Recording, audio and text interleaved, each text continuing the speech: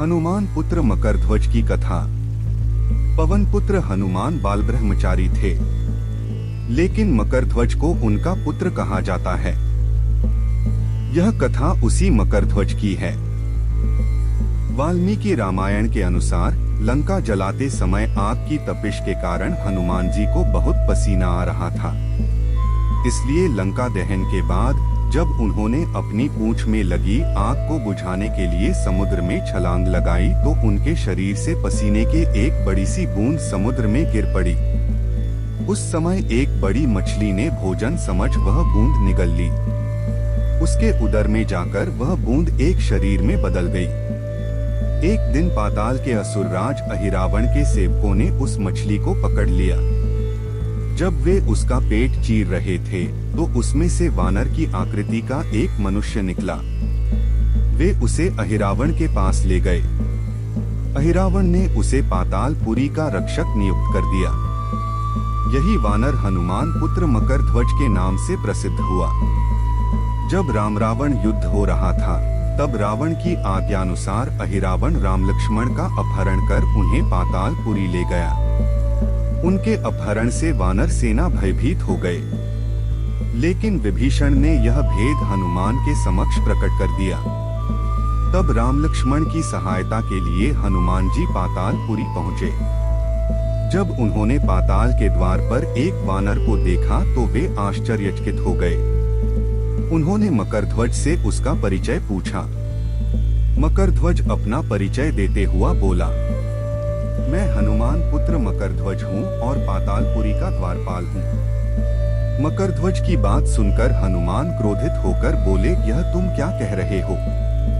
दुष्ट, मैं बाल ब्रह्मचारी हूँ, फिर भला तुम मेरे पुत्र कैसे हो सकते हो?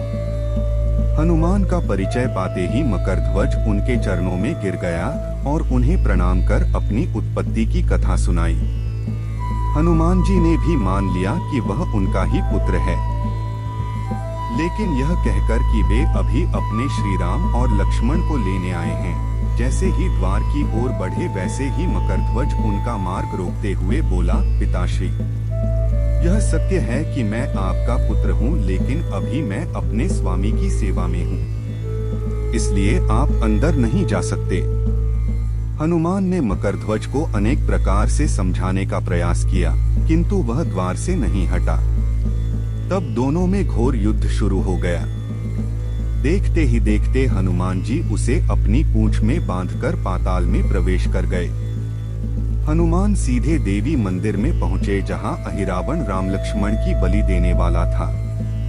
हनुमान जी को देखकर चामुंडा देवी पाताल लोक से प्रस्थान कर गईं। तब हनुमान जी देवी रूप धारण करके वहां स्थापित हो गए। कुछ देर के बाद अहिरावण वहां आया और पूजा अर्चना करके जैसे ही उसने राम लक्ष्मण की बलि देने के लिए तलवार उठाई, वैसे ही भयंकर गर्जन करते हुए हनुमान जी प्रकट हो गए और उसी तलवार से अहिरावण का वध कर दिया। उन्होंने राम लक्ष्मण को बंधन मुक्त किया। तब श्री राम ने पूछा, हनुमान, तुम्हारी पूंछ में यह कौन बंधा है? बिल्कुल तुम्हारे समान ही लग रहा है, इसे खोल दो। हनुमान ने मकरध्वज का परिचय देकर उसे बंधन मुक्त कर दिया। मकरध्वज ने श्री राम के समक्ष सिर झुका लिया। तब श्री राम ने मकरध्वज का राज्याभिषेक कर उसे पाताल का राजा घोषित कर दिया और कहा कि भविष्य में वह अपने पिता के समान दूसरों की सेवा करे।